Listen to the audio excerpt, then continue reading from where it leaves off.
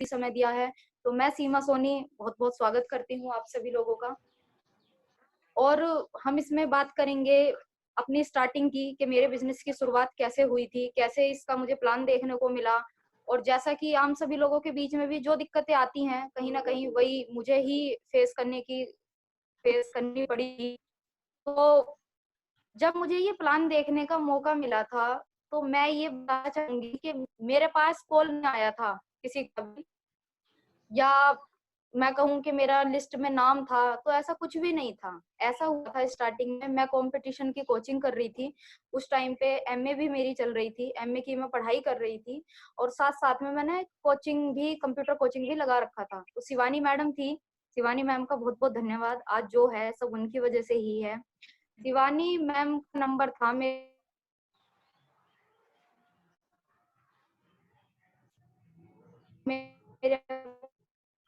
पास, उनके पास मेरा नंबर भी नहीं था, नंबर था। और जब उनका नंबर था तो व्हाट्सएप पे एक दूसरे के स्टेटस भी शो होते थे, तो मैं शिवानी मैडम के स्टेटस देखती थी। एक दिन मैंने उनका स्टेटस देखा तो उन्होंने नैनीताल की फोटो लगा रखी थी अपनी दिशा ट्रेनिंग की। हालाँकि उस टाइम पे मुझे नहीं पता था ये कहाँ की फोटो है और क्या है, बट मुझे अच्छी सी लगी।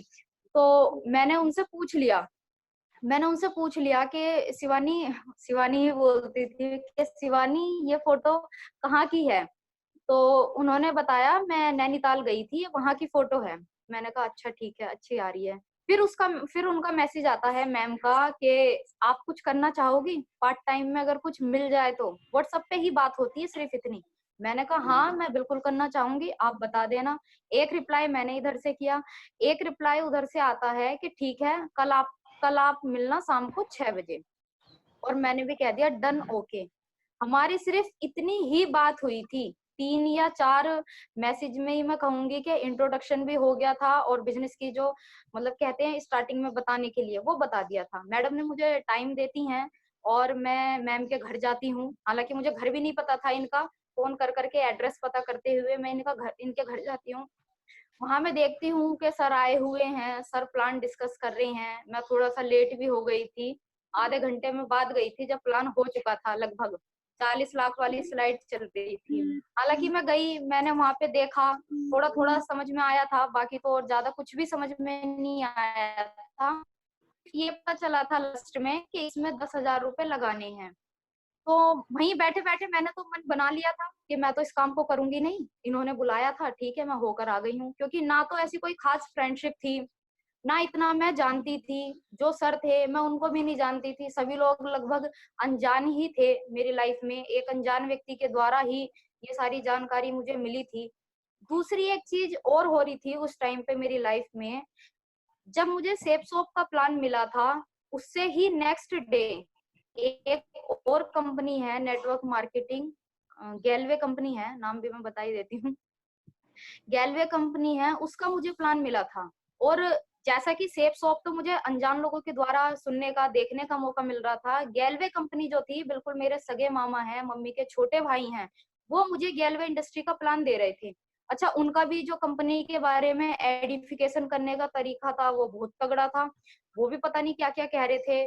सच झूठ ही कहूँगी मैं तो, अब उस टाइम पे तो नहीं पता चल रहा था कि झूठ है। वो इस टाइप से कह रहे थे कि तुम्हारी नौकरी लग जाएगी, तुम्हारा इंटरव्यू होगा, तुम्हारा सिलेक्शन होगा।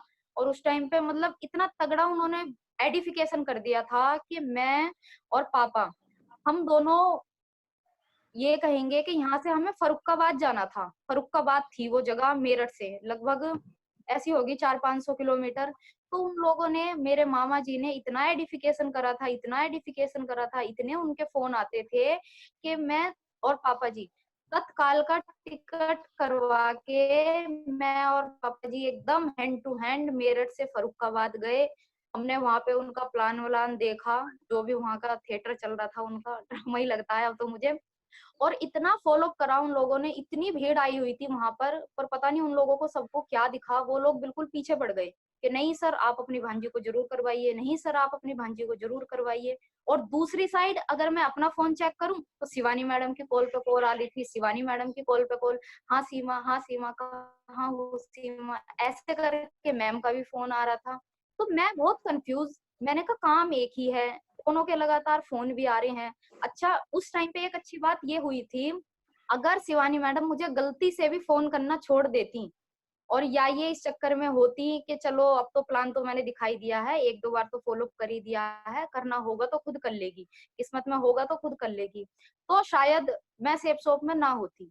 लेकिन इन्होंने भी, मैं कहूँ एक तरीके से परेशान करना, तो बिल्कुल इन्होंने परेशान किया, बहुत अच्छा किया कि ये फोन पे फोन करती रही। हालांकि कुछ फोन मैंने काटे, कुछ फोन मैंने उठा लिए। उधर से मामा भी इस चीज में थे। फिर मैंने मम्मी से पूछा, क्योंकि पैसे वैसे भी हम लोग लेकर ही गए थे, वहां पे 16,000 रुपए से ज्वाइनिंग होती थी। तो मैंने पूछती हूँ मम्मी से, मैंने कहा मम्मी बताओ क्या करना है। पापा भी मम्मी से पूछे बिना कोई डिसीजन नहीं लेते थे। तो पापा मम्मी ने यही कहा कि जो करना है या नहीं करना है वो हम बाद में सोचेंगे, फिलहाल एक काम करो, तुम घर आ जाओ। जब वही काम है और वैसे ही शुरू होना है तो हम 400-500 किलोमीटर घर से दूर रहकर क्यों करेंगे, हम अपने घर से ही करेंगे। तो पैसे देते देते हम लोगों ने हाथ जेब से निकाल के पैसे वापसी रख लिए थे, मम्मी की ये बात सुन के। और मैं कहूंगी कि मैं सौभाग्यशाली थी कि वहां मैंने 15-16 हजार रुपए नहीं दिए, और तत्काल में ही हमने रिटर्न का भी टिकट करवाया, और तुरंत हम लोग उसी दिन वापसी हो गए। क्योंकि अगर हम तब तत्काल का टिकट नहीं करवाते तो सगे मामा जी हैं, फिर थोड़ा सा रिश्तेदारी में डिस्टरबेंस होता, तो हम लोग तुरंत वहां से आ गए। और उसके नेक्स्ट डे ही यहाँ पर आते ही जब हम लोगों ने घर पे डिस्कशन करा, मैंने शिवानी मैडम को पूरे पैसे तो दिए नहीं हालांकि पापा ने मुझे पूरे 10,000 रुपए दे दिए थे। लेकिन मैंने इनसे क्या कहा, मैंने कहा मैडम शिवानी जी, अभी ना मेरे पास सिर्फ 5,000 ही हैं, और 5,000 मैं आपको दूंगी बाद में, क्योंकि शुरू शुरू में थोड़ा सा डाउट होता है। तो मुझे भी ये डाउट था, मैंने कहा ऐसा ना हो यार कहीं पैसे फंस जाएं। और एक स्टूडेंट के लिए, मेरे लिए 10,000 रुपए बहुत बड़ी बात थी। शायद हो सकता है किसी के लिए बहुत छोटी बात हो, लेकिन मेरे लिए बहुत बड़ी बात थी कि जिसको 10 रुपए या 100 रुपए भी अपने घर से लेने होते हों। तो मैंने कहा अगर चलो फंसेंगे तो 5,000 ही फंसेंगे, 5,000 तो कम से कम रख लूंगी मैं तो मैंने इनको 5,000 रुपए दे दिए, और मैंने कहा कि बाकी आप देख लेना। ये कह रही थी कि बाकी मैं लगा दूंगी और तुम जितने हो रहे हो उतने दे दो, तो मैंने उतने ही दे दिए। फिर हम लोग इसमें गए, मीटिंग ट्रेनिंग होती थी, ग्रुप मीटिंग हुई थी बुधवार को, जो ग्रुप मीटिंग होती थी वहां मुझे कुछ समझ में ही नहीं आया कि ये चल क्या रहे हैं, कोई आ रहा है, कोई जा रहा है, कोई बैठा है। अब मेरे मन में कुछ सवाल तो आ रहे थे कि मैं कुछ पूछूं, पर मैं किससे पूछूं, मुझे यही समझ में नहीं आ रहा था। जैसा कि हम लोगों के मन में सवाल होता है, कंपनी कितनी पुरानी है और क्या शोर्टी है, मतलब मैं ये उम्मीद कर रही थी कि कोई आए और कोई ये बोले कि हाँ तुम सही जगह हो, हाँ मैं तुम्हारे साथ हूँ, हाँ बहुत बड़ा काम होगा। इस चीज की उम्मीद में मैं थी, जो मुझे लगता था, पर वहां पे ऐसा कुछ हुआ नहीं। फिर एक मैडम थी, उनका नाम पिंकी, पता नहीं क्या नाम था, राधिका नाम था शायद। तो मैंने उनसे पूछा, वो बाहर हम लोग गए और मैंने वैसे बहाने बहाने में पूछ लिया, मैंने कहा आपको कितना टाइम हो गया इसमें काम करते हुए। तो वो भी नई थी, यूं करी मैं तो अभी आई हूँ 2-3 दिन पहले। मैंने कहा अच्छा यहाँ तो सारे ही नए हैं, मुझे ऐसा लगा कि कहीं फंस फंस आ गए। तो मैं बस किसी तरीके से घर आ गई वापसी, मैंने कहा अब नहीं जाने की हूँ मैं। फिर शिवानी मैडम का फिर फोन आता है, 2 दिन बाद फ्राइडे ट्रेनिंग होती है। फ्राइडे ट्रेनिंग मोदीपुरम होती थी, मोदीपुरम हम वहां पे गए। ट्रेनिंग तो क्या थी वो तो कुछ समझ में आ नहीं रहा था, बस ये चीज लग रही थी कि शोर थोड़ा सा ज्यादा था, ताली बहुत ज्यादा लोग बजा रहे थे, क्योंकि आज से पहले कभी मैंने इतनी ताली वाली किसी ऐसी जगह हम लोग जाते नहीं थे। हमारा फैमिली बैकग्राउंड ये था, मतलब पापा का ये कहना था अपने घर में रहो और अपने काम से काम रखो, तो वो ज्यादा कहीं भेजते नहीं थे। मामा के यहाँ भी प्लान देखना था तो खुद ही लेकर गए और खुद ही लेकर आते थे, एक दिन भी रुके नहीं, तत्काल में ही गए हम लोग और तत्काल में ही आए। तो उनका ये था कि अपना घर में रहो, अपनी पढ़ाई करो और बस अपने भविष्य पे फोकस करो।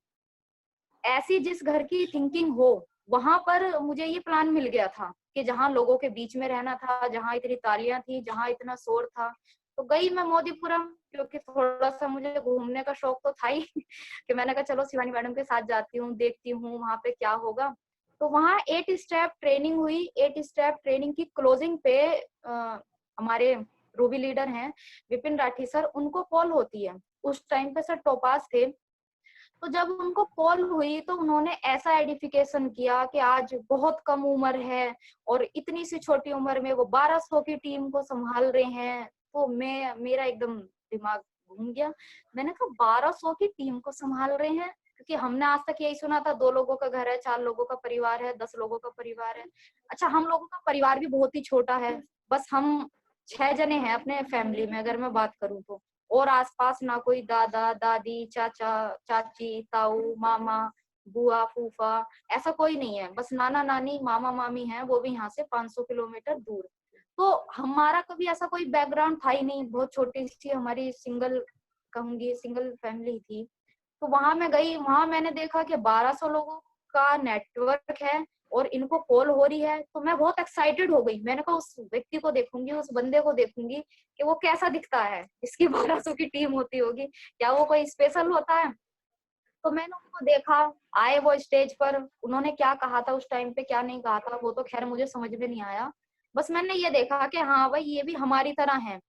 अच्छा, जब 1200 की टीम को कॉल हो रही थी, तब तक मुझे ये समझ में नहीं आया था कि ये लोगों को जोड़ने का बिजनेस है।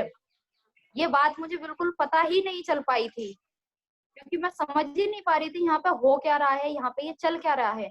फिर 2 दिन बाद संडे मीटिंग होती है। फ्राइडे में ही उन्होंने प्रमोशन कर दिया था कि संडे को हमारे बीच में एक ऐसे ग्रेट लीजेंड पर्सनैलिटी आ रहे हैं जिन्हें करोड़ भी बोलना नहीं आता है, लेकिन उन्होंने करोड़ों कमा के दिखाए हैं। और आज सर की 50,000 की टीम है और आज बुलंदशहर के सर रहने वाले हैं। इस तरीके से महागुरु जी का एडिफिकेशन हो रहा था। तो उन्होंने एक कहेंगे ना क्यूरियोसिटी सी जगा दी, जिससे संडे में लोग आए। तो संडे में भी मैं गई, बहुत सर आए, बिल्कुल कृष्ण महागुरु जी व्हाइट कोट वोट पहन के, एकदम सर का फूल मालाओं के साथ दमदार स्वागत हुआ। तो वो चीज मुझे बहुत अच्छी लगी थी। मैंने कहा किसी आम इंसान का ऐसा भी स्वागत हो सकता है। सर ने अपना बैकग्राउंड भी बताया था कि मैं किसान हूँ और मैं बुलंदशहर का रहने वाला हूँ। तो ये इस तरीके से धीरे धीरे जब मैं सोचती गई। अच्छा, मैंने गूगल पे भी सर्च किया डीडी देने से पहले, जैसे हम लोग डालते हैं गूगल पे, तो मैंने उसमें डाला सेफ सोप या सिक्योर लाइफ के बारे में, तो उसमें ये लिख कर आया, सबसे पहले ही यही लिखा हुआ आया कि सेफ सोप के 4 एजेंट गिरफ्तार। मैं वैसे गूगल वूगल ज्यादा चलाती नहीं हूँ, सिंपल सा मेरा फोन है और सिंपल सी मेरी लाइफ है, बस व्हाट्सअप, वो भी बिजनेस के लिए। तो जब गलती से मैंने, वैसे तो मैं करती नहीं हूँ, लेकिन मैंने गलती से गूगल कर लिया और उसमें ये लिखा हुआ आ गया सेफ सोप के 4 एजेंट गिरफ्तार।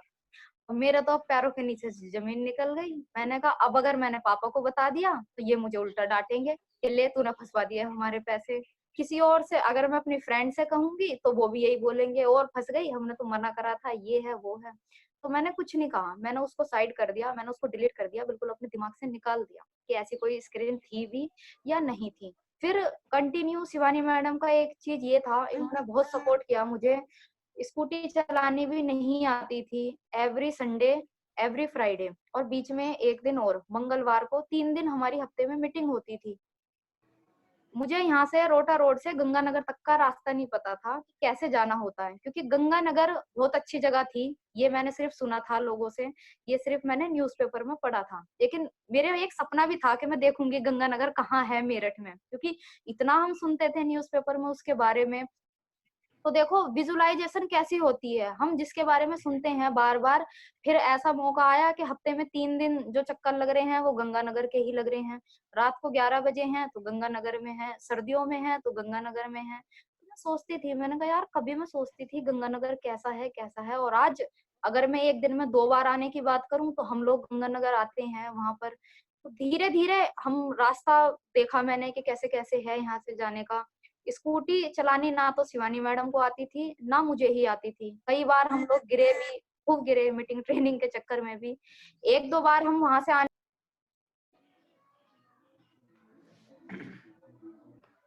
म्यूट हो गया सर राजन सर बहन जी का माइक। आवाज आ पा रही है? बहन जी, बहन जी आ रही ठीक है। तो हम लोग स्कूटी से जाते थे, स्कूटी पहले थी, चलानी मुझे आती नहीं थी, और ये भी मेरे लिए एक बहुत बड़ी बात है कि अगर सेफ सोप ना होती तो मैं स्कूटी चलाना सीखती भी नहीं, क्योंकि मुझे ऐसी कोई जरूरत पड़ती नहीं थी। भाई था, इसकी ड्यूटी पापा ने लगाई रखी थी, कहीं आना हो कहीं जाना हो तो इसे लेकर जाइयो, कभी कोई जरूरत पड़ी नहीं थी। ये तो थैंक यू है सेफ सोप का कि मजबूरी आई। क्योंकि एक बार ऐसा हुआ कि शिवानी मैडम शायद अपने गाँव चली गई थी और उस दिन सर ने अर्जेंट मीटिंग रख ली थी, तो मुझे गंगानगर जाना था। अच्छा, मुझे 2-3 बार में थोड़ा-सा मेरी मेमोरी जो है वो वीक है। मुझे ज़्यादा जल्दी से लोगों के चेहरे और ज़्यादा जल्दी से रास्ते याद नहीं होते। जब तक मैं उनसे 5-6 बार मिल ना लूँ, जब तक मैं उस रास्ते पे 5-6 बार चली ना जाऊँ। तो मेरी मेमोरी वीक थी, मैं वहाँ जाके रास्ता भटक जाती हूँ। बेगम पुल पे जो वो दोनों रास्ते आते हैं, मैं कन्फ्यूज़ थी। मैंने कहा गंगानगर जाना कैसे है? पता नहीं इधर जाना था या उधर जाना था। तो मेरे दिमाग में एक बात चल रही थी कि जब हम घर से निकले थे, तो बेगम पुल से हम कहीं मुड़े नहीं थे। हमें बस सीधे-सीधे, सीधे-सीधे ही जाना था। फिर मैंने सर को भी फ़ोन करा। मैंने कहा सर मैं यहाँ पे हूँ और मुझे लोकेशन बताओ कि आना कैसे है? मैं तो यहाँ पे रास्ता भटक गई हूँ। पर भैया से भी बात हुई थी उस टाइम पे, धीरे-धीरे बात कर करके जैसे-तैसे करके मैं गंगानगर पहुँचती हूँ। और वहाँ जब मैं पहुँची तो वहाँ मीटिंग-वीटिंग तो खत्म हो ही गई थी। उस टाइम पे क्या था, मैं अपनी पढ़ाई भी कर रही थी, इतना फ़ोकस मैं कर नहीं पाई थी। दिमाग में बस एक ही चीज़ चल रही थी कि सीमा कहीं कुछ हो या ना हो, माने या ना मान, लेकिन ये मेंबर बनाने वाली कंपनी और ये लोगों को फँसाने वाली कंपनी और ये लोगों को जोड़ने वाली कंपनी में तो तू फँस गई है। पैसे भी लग गए हैं, अब अगर मैं पीछे बहन हटती जी, हूँ, बहन जी, तो मैं एक एक मिनट रोकना चाहूंगा। अभी साथियों, अभी ये ना मीटिंग डिस्कनेक्ट होने वाली है और आप सभी से मेरा निवेदन है, आप सभी लोग दोबारा कनेक्ट अप करें जैसे डिस्कनेक्ट होती है। राजन सर, सेम आईडी से दोबारा जनरेट आप कर दी होगी आपने संभवतः। जी माँ तो बोलिए। सभी से मेरा निवेदन है, जो भी लोग हैं इस समय उपस्थित, सभी लोग दोबारा इसको कनेक्ट करें। बहुत ज्यादा महत्वपूर्ण जानकारी बहन जी के माध्यम से जो हमें मिल रही है और मिलेगी, सब लोग हम उसका पूरा अगर लाभ लेंगे तो फायदा उसका बहुत ज्यादा मिलेगा। इसी निवेदन के साथ मैं, बहन जी आप कंटिन्यू करें, डिस्कनेक्ट हो जाएगी तो। थैंक यू महागुरु जी, बहुत-बहुत धन्यवाद सर। तो हम लोग बात कर रहे थे उस पे कि जैसे स्टार्टिंग होती है, जैसे गंगा का रास्ता, ये जो ग्रुप मीटिंग वगैरह चलती है, उसपे हम लोग कंटिन्यू करते थे। कुछ टाइम ऐसी था, मैं जब वेन्यू पे जाती थी, हमारा वेन्यू इधर चलता था, एडवोकेट हाउस में, और ये जगह पे डिवॉन के पास एक रेस्टोरेंट था, हम लोग जाते थे। धीरे-धीरे करके वहाँ भी मैं और शिवानी मैडम हम लोग ही दोनों ही जाते थे। कभी इनकी स्कूटी मिल जाती थी तो इनकी स्कूटी से, और मेरे घर वाले तो मुझे देते नहीं थे क्योंकि उन्हें पता था इसे चलानी आती नहीं है, और ये स्कूटी तो छोड़े या ना छोड़े, इन्हें हाथ पैर जरूर चलेगी। तो इस वजह से घर वाले स्कूटी देते नहीं थे। यानी मैडम के पास स्कूटी थी, वो अपना जैसे तैसे लेके चलती थी, हम लोग आते जाते थे। कई बार ऐसा हुआ था,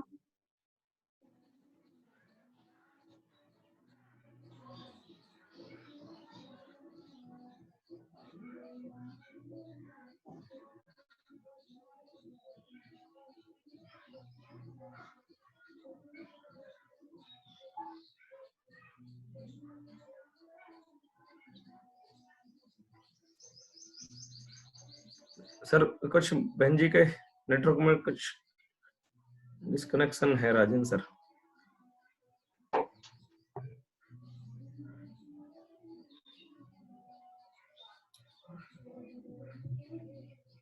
वो म्यूट हो गया था। जी बहन जी, अभी आ रही है आवाज चलिए, बहन जी। हाँ वो भैया थोड़ा सा पता नहीं कैसे म्यूट। कोई ना बहन जी, सब सीख रहे हैं बहन जी, सब ये तो अभी तो शुरुआत है बहन जी हम लोगों की। सब सीख रहे हैं, हम भी सीख ही रहे हैं बहन जी अभी। जी और बहन जी। मास्टर जी एक इतिहास है, जब जब बड़े काम जी होते हैं तो छोटी मोटी परेशानियां तो आती है। जी जी जी। राजन सर, बहन जी का फिर, हाँ कंटिन्यू अभी हो करवाओ। गया ओपन। जी बहन जी। तो अब हो गया है। एक्चुअली मुझे भी ऐसा है, ये भैया ज्यादा चलाना नहीं आता और मैं भी इन सब चीजों में ज्यादा वो रखती नहीं हूँ जितना सरकार आदेश होता है बस मैं उतना ही करती हूँ, तो मुझे भी इन्हें आवाज देनी पड़ जाती है। चलिए, तो मैं आपको बता रही थी, एक बार ऐसा हुआ था, मैंने और शिवानी मैडम ने एक लड़की को इनवाइट किया था, और मीटिंग जी का टाइम जैसा कि हमारा 3 बजे का होता है, लेकिन उसका वेट करते करते ही हमें 3:30 बज गए। और सर का फोन पे फोन आया जा रहा था, कहाँ ले गए, कहाँ रह गए तुम लोग, कहाँ रह गए तुम लोग। मतलब हम लोग इतना डर गए थे। मैंने कहा इस गेस्ट को इनवाइट करूं मैं, या स्कूटी हमारे पास है नहीं, ऑटो का हम लोग वेट कर रहे हैं, पैदल मैं और ये मैडम यहाँ से जा नहीं सकते, तो हम लोग ऑटो का वेट कर रहे थे। ऑटो थोड़ा सा लेट हो गया था। अच्छा, जिसके लिए हम आधा घंटे रुके थे वो लड़की भी आई नहीं। तो रास्ते हम लोग इतना डरे, मैं और शिवानी मैडम, मैंने कहा आज तो सर बहुत डांटेंगे, आज तो सर बहुत डांटेंगे, और मैं मन मन में यही सोच रही थी। मैंने कहा भगवान प्लीज सर कुछ कहे ना। तो फिर मैंने इनसे ये भी कहा, मैंने कहा मैम वापसी चलें क्या, क्योंकि वहां जाके डांट खाएंगे, इससे बेटर तो यही है कि चलो घर ही चल लेते हैं, क्योंकि डांट तो तब भी मिलनी है और तब भी मिलनी है। पर इन्होंने कहा कि नहीं, अब तो हम आधे रास्ते में आ चुके हैं, अब हम आगे ही चलेंगे। जैसे तैसे हम लोग वहां पहुंचते हैं वेन्यू पे, तो वहां सर की आंखें दिखती हैं, और जो सर ने कैडी नजरों से देखा, मैंने कहा आज तो गए बिल्कुल भगवान। तो ये चीजें थी, ऐसे डर डर के। आज जब हम लोग जब वेन्यू होस्ट करते हैं, आज जब कोई लेट हो जाता है, तो मुझे अपने वही दिन याद आ जाते हैं। मैंने कहा बेशक लेट हो गए, कई बार मैं देखती हूँ मीटिंग 11 बजे का टाइम रहता है और 1 बजे तक लीडर आते हैं, उनसे पूछो कहाँ हो, तो यूँ दीदी वो गेस्ट आ रहा था, दीदी वो बेगम पुल पे खड़ा है। तो पता नहीं क्यों जनरली मुझे कभी भी गुस्सा नहीं आता। मैंने कहा आज इनकी बात हो सकती है कि मुझे ऐसा लग रहा हो ये लेट हो गए, लेकिन जब मैं अपने उस समय को देखती हूँ कि मैंने कहा आधे घंटे उस लड़की का खड़े होके इंतजार करा, 3:30 इसने हमें बजा दिए, मीटिंग से हम लोग लेट हो गए, ये खुद भी नहीं आई। नहीं आ रही थी तो कम से कम ये तो कह सकती थी कि चलो जी तुम चले जाओ, मैं नहीं आऊंगी, और ऊपर से वहां सर की डांट। तो आज मैं उस चीज को फील करती हूँ। मैंने कहा नहीं, कोई लेट हो गया गेस्ट के लिए, हम लोग सभी मोटिवेट करते हैं टीम को। तो मैंने उस चीज को, इस चीज को मैं अपने बिजनेस में भी अप्लाई करती हूँ कि मैंने कहा नहीं, मैं डांटूंगी नहीं उस चीज को।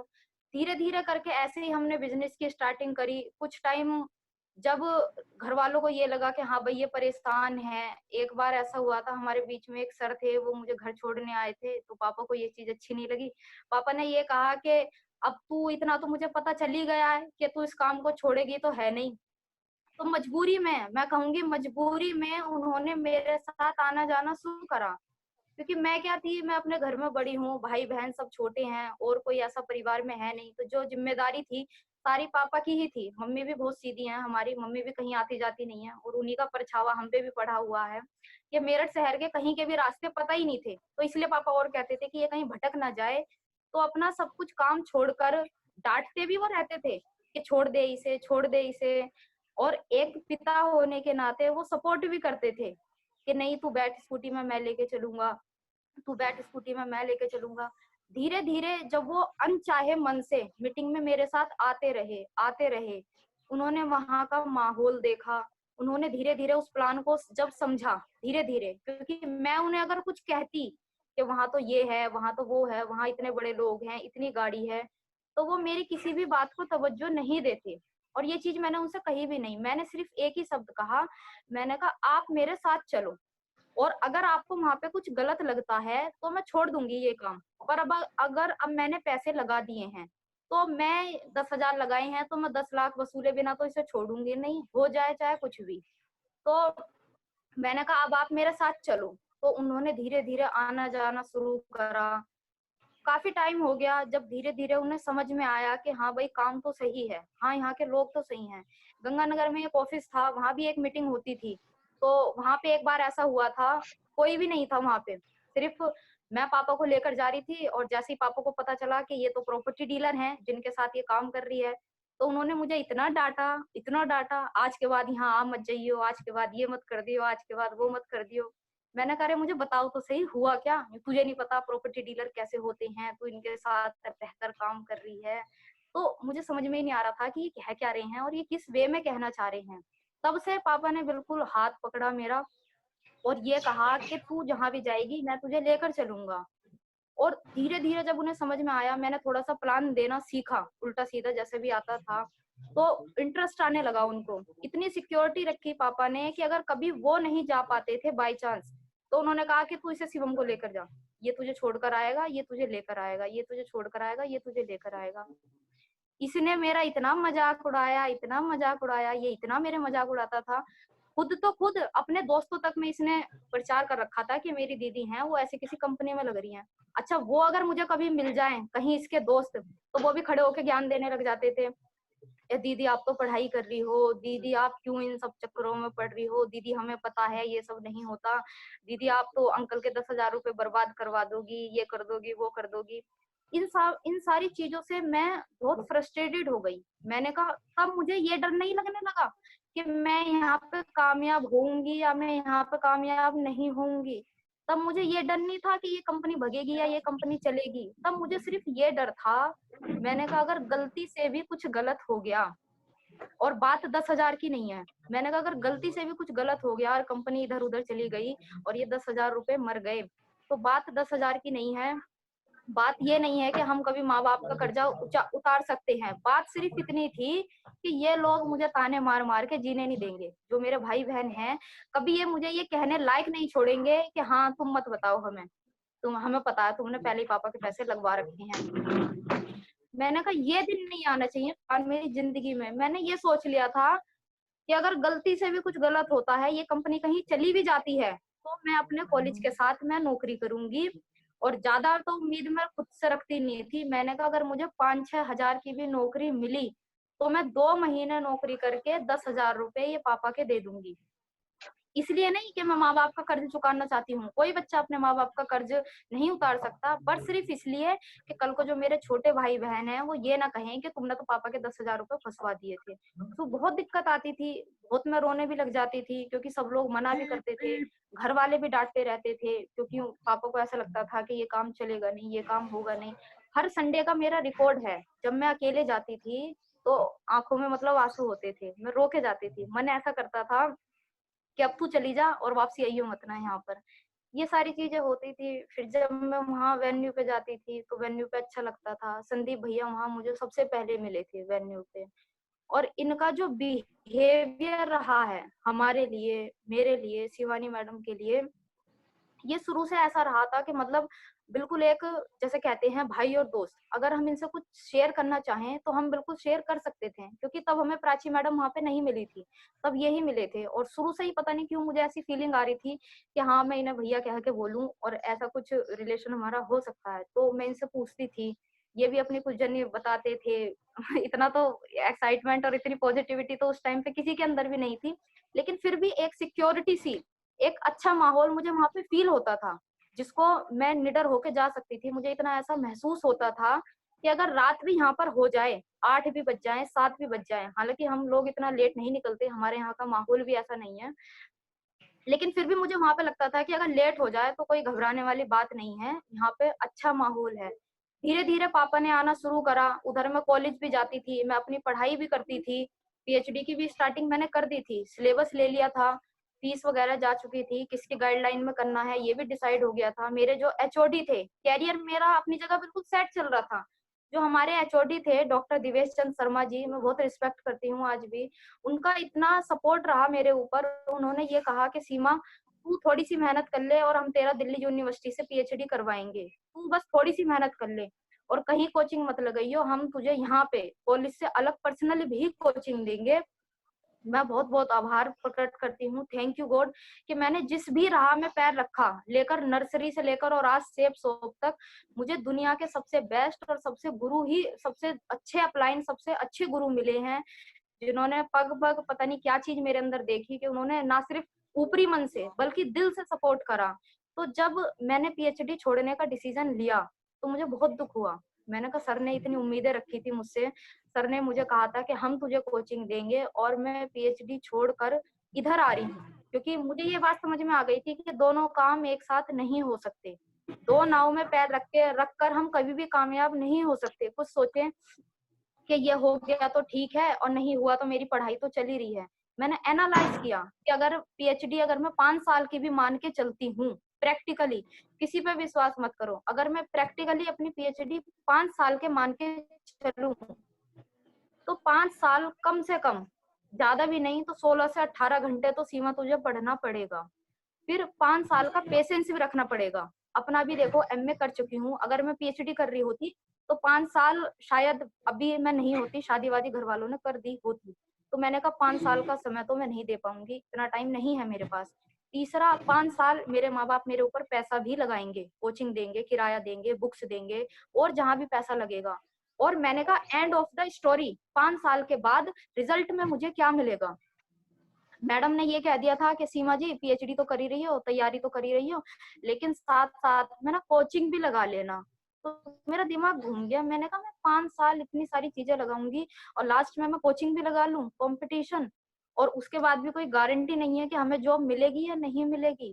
तो मैंने कहा एज अ ट्रायल मोड पे मैं अपनी जिंदगी नहीं जी सकती, क्योंकि अगर इतना सब कुछ करने के बाद भी नौकरी ना लगी तो फिर मुझे ऐसा लगता था कि जीने के हम हकदार नहीं है, फिर हम बिल्कुल कलंक है। तो उस टाइम पे मेरा दिमाग घूम गया, ऊपर वाले ने सद्बुद्धि दी।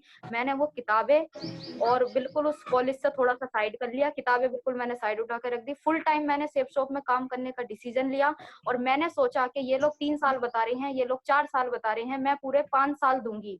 ये लोग बता रहे हैं पीएचडी में मुझे 17 से 18 घंटे मेहनत करनी पड़ती, यहाँ अगर मैंने 3 से 4 घंटे भी मेहनत कर ली तो बहुत बड़ा विजन मिल सकता है।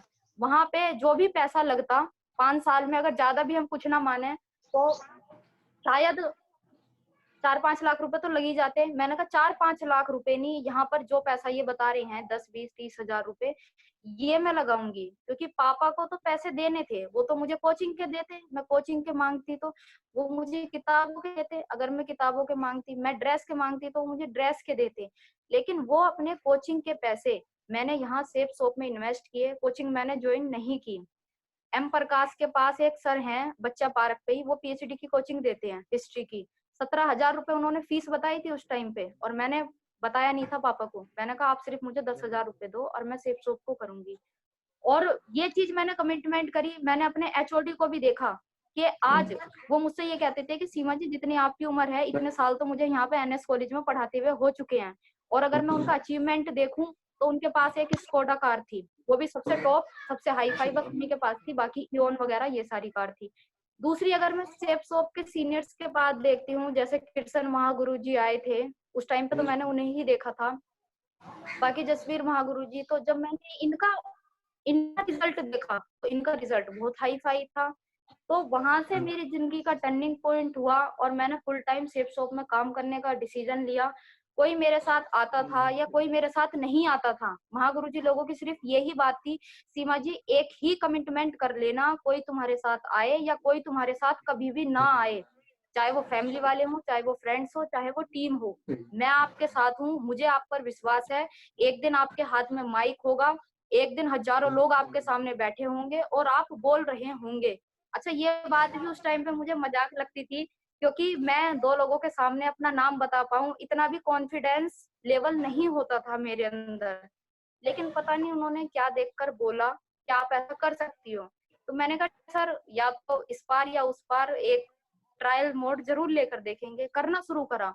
और जब मेरे पापा को ये लगा कि अब ये हटेगी नहीं, तो उन्होंने बिल्कुल शैलेंद्र फौजी जी की आपने स्टोरी सुनी होगी, जो पार्ट टाइम में काम करते थे, बिल्कुल उसी स्टाइल में धुआंधार तरीके से पापा ने बिल्कुल मेरे साथ काम करना शुरू करा। अच्छा, वो पॉजिटिव क्यों हुए, इसके पीछे भी एक रीजन ये था कि फंक्शन, महागुरु जी लोगों ने एक फंक्शन करवा दिया था मेरठ में, और उस फंक्शन में अपनी पॉकेट मनी से मैंने कुछ टिकट भी लिए थे पापा को बिना बताए, उन्हें बताया नहीं था कि मैं पैसे खर्च कर रही हूँ, बिना बताए 300 रुपए का टिकट था, मैंने लगभग 7 टिकट ले लिए थे। और एक एक टिकट मैंने ऑटो से जाके प्रमोशन किया था, किसी को बेगमपुर पे, किसी को गांव में, किसी को गंगानगर में जाके एनएस कॉलेज के पास मैंने टिकट दिए थे खूब भरी गर्मी में, और रिक्वेस्ट करी थी कि वहां पे दावत है, आपको आना है। पैसा तो मैंने बताया ही नहीं था कि इसका कोई एंट्री चार्ज भी है, मैंने यही कहा था कि ये फ्री है, आप लोग आ जाना। पर इतना सब होने के बाद भी कोई आया नहीं। उस दिन मैंने बहुत फोन किए, मुझे ऐसा लगता है कि अपनी जिंदगी के अगर सबसे ज्यादा मैंने कभी फोन किया है तो वो फंक्शन वाला ही दिन था। मैंने इतने फोन किए, लेकर 9 बजे से और 2 बजे तक मैं फोन ही करती रही, और एंड ऑफ ये हुआ कि मेरा फोन ऑफ हो गया था, फिर मैं फोन कर नहीं पाई। और मुंह एकदम ऐसा हो गया, मैंने कहा पापा आएंगे वो भी डांटेंगे कि यहाँ तो कोई है ही नहीं तेरे साथ, और मैं अब सर को क्या जाके कहूँ, तो कोई आया नहीं है मेरे साथ। तो वो फंक्शन के पास भी जो है वो वेस्ट ही हो गए थे। एक सेकंड में मेरे मन में ये नहीं आया कि ये मेरे पैसे वापसी करें या ये मुझे पास दें, वो सारी बातें मेरे दिमाग में थी ही नहीं। मेरा कहने का ये मतलब था कि मेरे तो पैसे वेस्ट हो गए। एंड में पापा मम्मी आए, कब आए, वो भी लगभग 1:30-2 बज रहे थे, मतलब जो खाना चलता है वो खाना खत्म हो चुका था, वो उस टाइम पे आए थे। लास्ट में सबसे पीछे बैठते हैं, महागुरु जी लोगों का सम्मान होता है, सर लोगों की स्पीच होती है। लास्ट में जो सर ने मुझे ये बताया था कि आपका भी लीडर का सम्मान होगा, तो बार बार पापा मुझसे यूं करे अब चल, अब तू चल। मैंने कहा नहीं आप रुको, मेरा लीडर का सम्मान होगा। वो कह रहे नहीं अब यहाँ कुछ नहीं होगा, अब ये सब खाली हो गया, तू चल। मैंने कहा नहीं आप रुको, सर ने मुझसे कहा है कि लीडर का सम्मान होगा, और वो रुकने को तैयार नहीं। तो मुझे ऐसा फील हो रहा, मैंने कहा यार ऐसा सम्मान भी क्या सम्मान, कि जो ये कह रहे हैं यहाँ पे कोई है नहीं, तू चल, यहाँ भागम भाग मच रही है। मैंने कहा नहीं आप रुको, देखो अभी नाम लेंगे, अभी ये अनाउंस करेंगे। एंड में किसी तरीके से उन्होंने नाम लिया कि सीमा सोनी, लीडर का सम्मान हुआ। हालांकि उस टाइम पे पापा के चेहरे पे इतनी खुशी नहीं थी, क्योंकि उनका एक सपना था कि जो भी काम करो जिंदगी में वो टॉप पर करो। अगर तुम्हें डाकू भी बनना है, तुम्हें चोर भी बनना है, तुम्हें लूट पाट भी करनी है, तो जो नंबर 1 पे हो ना वो काम करना। पढ़ाई करो तो वो करो जो नंबर 1 पे करो, कहीं भी नौकरी करो, करो तो नंबर 1 पे, वरना कुछ करो मत ना। अब मैंने कहा मैं इनसे कैसे कहूँ कि लीडर का सम्मान तो ऐसे हो रहा है यहाँ पर। मतलब वो आए नहीं स्टेज पे, लीडर का जो ट्रॉफी लेते हुए फोटो होती है वो मेरी पेरेंट्स के साथ है नहीं, तब भी उन्हें कोई एक्साइटमेंट नहीं हुआ। उन्होंने कहा कि चल अब तो हो गया तेरा सम्मान, अब तू घर चल। मैंने कहा हाँ रुक जाओ जरा, सर खड़े हैं, एक बार इनसे बात कर लेते हैं। मैंने मिलवाया, कृष्ण गुरुजी ने बताया, तब जाके थोड़ी सी उम्मीद जागी। और उसके बाद से फिर उन्होंने कमिटमेंट कर दिया कि अब मुझे इसकी ताकत समझ में आ गई है, अब मुझे समझ में आ गया है कि तू सही लोगों के बीच में है और सही जगह पे है। तब उन्होंने कह दिया कि साला मुझे गाड़ी बेचना पड़े गाड़ी बेच दूंगा, घर बेचना पड़े घर बेच दूंगा, जमीन बेचनी पड़े जमीन बेच दूंगा, और तू 3 से 4 साल दबा के इस काम को कर, मैं तेरे साथ में हूँ। और फिर हम लोगों ने गाड़ी की भी प्लानिंग की। महागुरु जी ने कहा, क्योंकि पापा थोड़े से हमारे, मैं कहूँ, शाही स्टाइल के थे, तो इसमें कोई दो राय नहीं थी। उन्होंने कहा मैं नहीं जाने का हूँ कहीं से बाइक वाइक पे किसी को प्लान व्लान दिखाने, और तू या अपने दोस्तों के पास चले जा, इसके पास जाना हो। बहुत जल्दी करके हमने गाड़ी की प्लानिंग करी, धुआंधार तरीके से। वो क्या करते थे, वो लोगों को बुला के लाते थे, मैं प्लान दिखाती थी, वो लेकर आते थे, मैं प्लान दिखाती थी, वो लेकर आते थे, मैं प्लान दिखाती थी। बस मैं प्लान ही करती थी, फॉलोअप भी मेरे पापा ही करते थे। इसी तरीके से जोड़ी बनाकर हमने काम करा। फॉलोअप इतना तगड़ा था मेरे पापा का कि जहां पे खड़े वो हो जाते थे, वो डीडी लिए बिना हटते नहीं थे। बिल्कुल महागुरु जी वाला स्टाइल कि तू पैसे दे दे या फिर वो अपनी जान दे दे, तो राजी राजी नहीं तो गैर राजी वो उससे डीडी लेकर ही आते थे। और इसी वजह से उस टाइम पे बिल्कुल, अगर मैं कहूँ, बहुत कम समय लगा था, मेरी 120 लोगों की टीम आई। सुबह सुबह महागुरु जी का फोन आता था संडे वेन्यू के लिए। मैं ये कहती थी, मैंने कहा सर 2 डीडी मैंने ले ली है, सुबह सुबह 2 डीडी मैंने ले ली है। और इसी की वजह से लगातार उस टाइम पे अचीवमेंट भी आए। 4 टारगेट मैंने अपनी लाइफ के जो लगातार किए वो इस वजह से हो पाए, महागुरु जी लोग मेरे साथ थे और मेरे पापा मेरे साथ थे। धीरे धीरे हम लोगों ने कार भी ली, 1 डेढ़ साल ही हुआ था मुझे इस बिजनेस में, मैंने कार भी ले ली थी। हम लोगों की टीम बनी शामली, और शामली से भी आगे बहुत आगे एक जगह है शामली शामला, वहां जाने में ही कम से कम शायद 4-5 घंटे लगते हैं। तो वहां भी हम लोग गए। और इस चीज में पापा ने, अगर उनका कोई ऑर्डर भी आता था, टेंट का काम था हमारा, तो वो ऑर्डर भी मिस कर देते थे कि नहीं तू गाड़ी में बैठ और मैं चल रहा हूँ, मैं चलाऊंगा, कोई दिक्कत नहीं है, जहां चलना होगा। इस तरीके से उन्होंने मुझे सपोर्ट करा, मैंने काम करना शुरू करा। पहले दिन से वो मेरी ताकत रहे थे, मेरे इंस्पिरेशन रहे थे। लेकिन बीच में ऐसा हुआ, स्ट्रगलिंग पॉइंट ऐसा आता है कि उनको कैंसर की ऐसे पता चलती है कि इनको कैंसर है। और मैं तो ये कहूंगी कि कैंसर की वजह से उन्हें दिक्कत नहीं थी कि मुझे कैंसर है, उन्हें दिक्कत इस चीज की थी कि मेरे बाद मेरे बच्चों का क्या होगा। कोई है नहीं हमारे परिवार में जिम्मेदारी लेने वाला, कि जैसे होता है चाचा ताऊ मामा, ऐसा कोई भी नहीं था। उन्हें ये दिक्कत थी, वो इस वजह से टेंशन में आ गए कि मेरे बाद मेरे बच्चों का क्या होगा। फिर उन्हें, मैं 1 डेढ़ साल बिल्कुल मेरा मेरी तरफ से काम ना ही रहा, ना के बराबरी। मैंने बीच में ये जो 18-19 गया है, ना के बराबर मेरी जिंदगी का काम हुआ। हम उन्हें लेकर गए, मैं अकेले भी लेकर जाती थी, जहां भी जिसने बोला मैं लेकर गई। लेकिन 1 सेकंड भी मेरे मन में ये नहीं आया कि तू सेफ शॉप को छोड़ दे। जब कैंसर की लड़ाई हम लोग हार गए, वो पापा नहीं रहे हमारे बीच में, तो उस टाइम पे भी लोगों ने आके ये नसीहत दी, कुछ लोगों ने आके ये भी कहा कि एक काम करो सीमा, अब तो तुझ पे जिम्मेदारी आ गई है परिवार की, और तू एक काम कर, सेफ शॉप को छोड़ दे, अब तू कोई नौकरी करना शुरू कर दे, क्योंकि 4 जने हैं, इनका खाना ज्यादा नहीं, घी रोटी नहीं खाओगे तो नमक रोटी खाने के लिए कुछ तो चाहिए। सबने ये एडवाइस दी। मम्मी मुझसे कहती हैं कि वो तो ये कह रहा था, वो तो ये कह रहा था, अब तू एक काम कर, तू नौकरी कर ले। मैंने कहा नहीं मम्मी, मैं नौकरी नहीं करूंगी, बहुत सारे लोग मेरे पीछे आ गए हैं, हम घी रोटी नहीं खाएंगे, हम नमक रोटी खाएंगे, काम नहीं चलेगा या चलेगा, लेकिन मैं काम सेफ शॉप में ही करूंगी। क्यों? क्योंकि कुछ लोग इस कंडीशन में टूट जाते हैं लेकिन मुझे एक बात ध्यान आ रही थी, मेरे पापा का सपना था कि कुछ भी हो जाए डायमंड तो तुझे बनना है। एक चीज वो ये भी कहते थे कि मेरे 4 बच्चे हैं, 4 बच्चों में से अगर मेरा एक बच्चा कामयाब हो गया तो मेरे जो पीछे के 3 बच्चे हैं वो उसके पीछे अपने आप ही चल के कामयाब हो जाएंगे। तो मैं अपनी जिंदगी के साथ 10,000 रुपए की नौकरी करके कोई ऐसा खिलवाड़ नहीं करना चाहती थी। क्यों?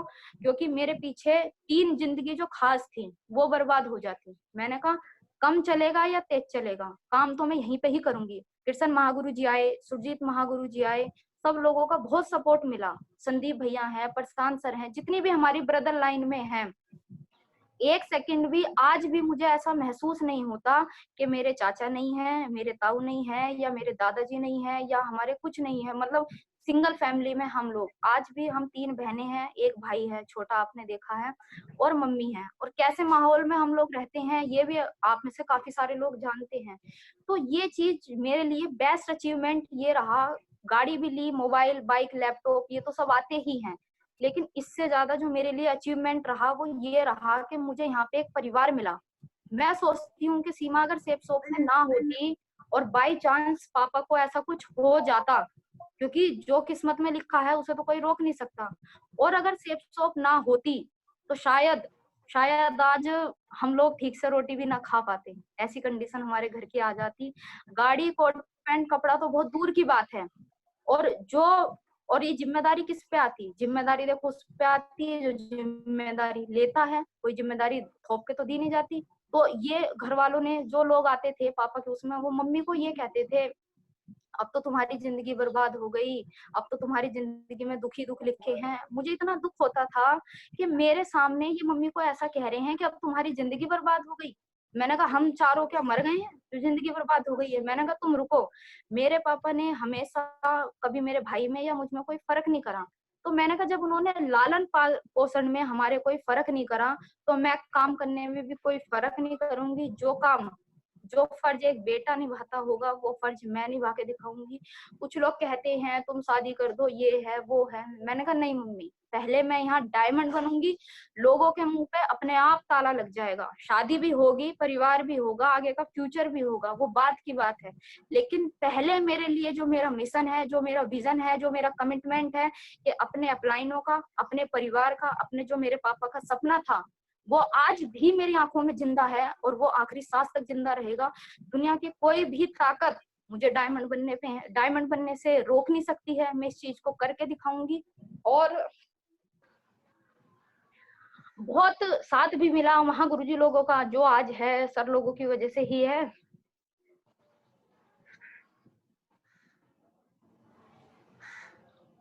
पानी पी लो बहन जी, ये तो हकीकत है बहन जी, ये तो आप सही दिल से बता रहे हो, बिल्कुल बहुत अच्छी जानकारी दे रहे हो, ये तो हुआ है, हकीकत है।